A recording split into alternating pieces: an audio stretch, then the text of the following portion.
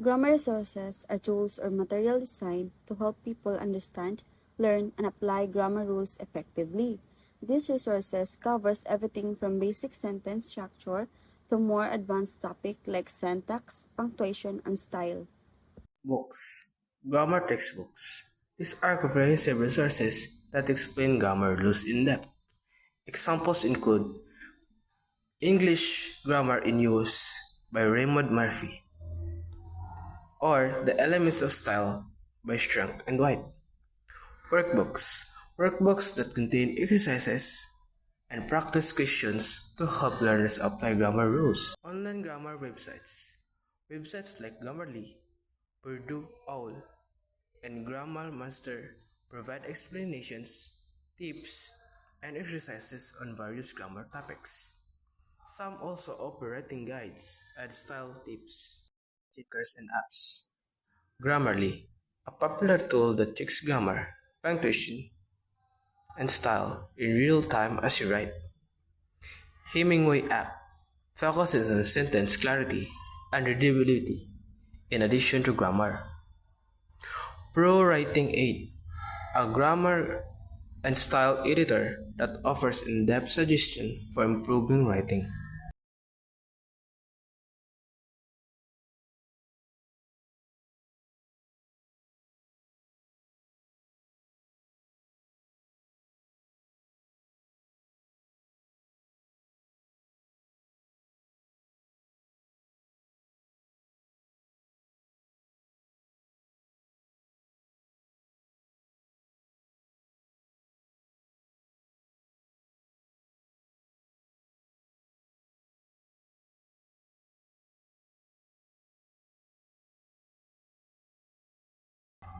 Online courses. Platforms like Coursera, Udemy, and edX offer grammar courses ranging from beginner to advanced levels. These courses are often structured with videos, quizzes, and assignments. Videos and podcasts. The examples are YouTube channels, TikToks, Instagram, and Facebook. Many educators creating videos and explaining the grammar concepts. For example, English with Lucy, BBC Learning English. In podcasts, there is Grammar Girl and other similar podcasts provide quick tips and tricks for improving your grammar in a conversational format. Next is grammar forums and communities. Websites like Stack Exchange, English Language and Usage, and Reddit have communities where users can ask grammar related questions and get answers from experts and other learners. The next is interactive exercises and games. Websites like Khan Academy, English Club, and BBC Learning English offer interactive quizzes and games to make grammar learning engaging and fun. Next one is school university resources. Many educational institutions provide grammar guides and resources on their website, such as Purdue University's online writing lab or OWL or the Writing Center at the University of North Carolina.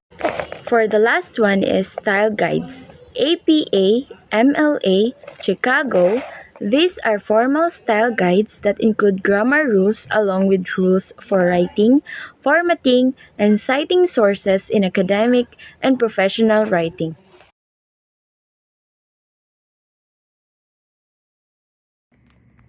So when it comes to grammar and grammar instruction, there are three foci you need to constantly keep in view, and those are meaning, form, and use. So first, I just want to define meaning, form, and use in general. So the first one is meaning. Meaning, it is what the grammar itself communicates. So each grammar tense and grammar point have its own reason for existing. It conveys information in and of itself. So the second one is form. Grammar chart or formula. Describe how the grammar is written or spoken. So when we talk regarding form, we're referring to how something is written or spoken. So we'll start with tools like grammar charts and formula. The infinitive form of the verb would be the top of a grammar chart, followed by a list of all the conjugation, and a formula. Talk about how a sentence is produced. Furthermore, form includes how is it said, including pronunciation, which is especially significant for grammar, tenses, and use construction. For example, I'm running or I am running. So the third one is use. Use to describe how grammar is communicatively employed in context. So, which is the bigger picture of how this communicatively employed inside a discourse. How and we use this to communicate within a context, and while all three are vital, use will be the most difficult. So okay, let's proceed to present simple example. So the first one, meaning. Repetitive action or habit. Generalization, facts and belief. Near future scheduled event. So I just want to give you a few concrete examples to help you understand what we're talking about. So starting with the present simple, the purpose of this grammar tense is to convey repeated activities and existing habits. So it can also convey general truths, facts, and belief, as well as an upcoming event in the near future. So the second, so I, you, they, we plus verb. So he, she, it plus verb plus s. So example, I love banana. Also another example, she writes a novel. So the form, as the name implies, is simple. On the subject, I, you, they, and we, we're going to use the base form of the verb. So for the third person, he, she, it, as well as names, will put the verb plus s. So the third one is use. So describe yourself, like friend, family, member, and so on. So personal habit. What do you do every morning, day, and night? So what is your favorite day of the week and why? So now, for some use ideas, how can we deliver this a meaningful way and invite your student to communicate in a meaningful way? So you are free to describe yourself. Create a short text or audio recording in which you explain yourself, a friend or a family member with behaviors, habit, and belief. So you can talk about your personal habit. So what do you do every morning, afternoon, and evening? So which day of the week is your favorite? I enjoy Saturdays if we communicate. On Saturdays, I get up and do things like this. So you can use this to give a presentation and then ask the student to share information about themselves. So this will be a terrific method to introduce some new verbs, and you can encourage them to do the same. So example of use. On Saturdays, I get up and do things like I drink my coffee in the morning and get outside in the sun with my family. So My that's topic is all about past, continuous, or progressive. So, number one. The meaning is a specific time as interruptions.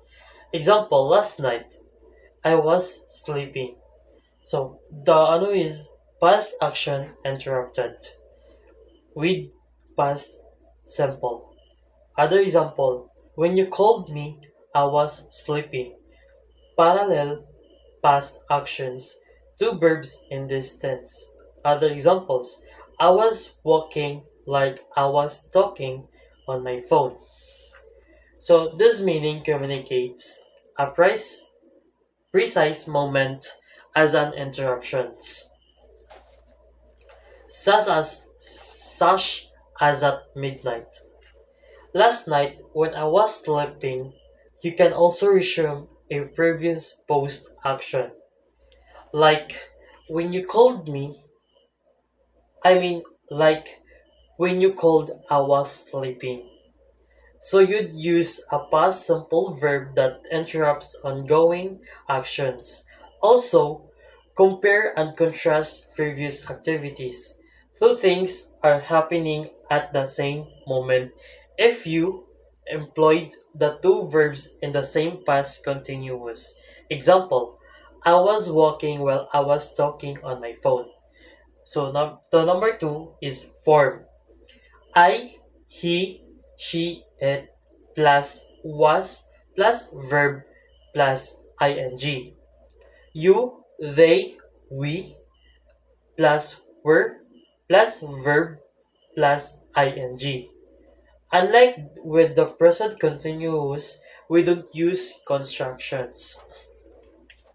So here are the examples. Here's the examples. Example rather. He was playing basketball at the college tournament. So I, he, she, it, and this auxiliary helper verb were added to the verb ing. You can also use you, the, they, and will use word plus verb and ing. Now, unlike the present continuous, we do not need constructions when speaking this tense, which is significant. So let's move to number 3. It's use. What were you doing at a specific time yesterday? A personal story, funny, sad, embarrassing, etc. Describe your best travel experience. Example: the sun was bright and I was swimming in the ocean. Now, for some suggestions for this tense, it's about what you did 13 times yesterday. Different times of the day are discussed. When you share personal information or describe a hilarious, tragic, or embarrassing story about yourself, and use multiple examples from the past continuous. A personal story is a terrific approach to engage pupils. You might also explain yourself, I mean your favorite vacation. Example: the sun was bright and I was swimming in the ocean. Then, you'd utilize those instances to emphasize the form and purpose. So let's move on to another topic. It's all about the adverbs of frequency. The meaning is the frequency or lack of thereof of actions and habits. Adverbs of frequency are a non-tense base grammar point. The meaning of these adverbs is basically the meaning of the individual adverbs. The frequency of actions and habits, or the absence thereof, we're dealing about words like never, rarely, often, sometimes, frequently, and always. So the meaning here is essentially the meaning of those words, and in that way, this is more of a vocabulary focus, but we do need to pay attention to the form, which is more than just spelling of those words. It's the order in which they are used in sentence. Number 2. Pre or post possession of sentence. Example: often, I go to beach. I go to beach often. So it's like possession before verbs for simple words. Simple verbs rather. Example: I often go to beach. Between auxiliary verbs and main verbs. Example. Other example: you should never give up. I'm always jogging at 6 a.m. Excuse me. So, there can be prepositions or postposition of this sentence, meaning it can be in the beginning or in the end. Example: often I go to beach. I go to beach often. It can also be positioned before verbs like I often go to the beach. And it is important for verbs that have auxiliary helpers. Verbs tense, you, they go between the helper verb and the main verb. Examples. Example rather. You should never give up. I'm always jogging at 6 a.m. So let's proceed to number 3. Use. It's the same in a present simple but with added information. The ideas here are the same as in the present simple, but you can communicate these things with extra detail, such as such as how Often you do these things, and it can also be used with the past, simple, and any grammar point.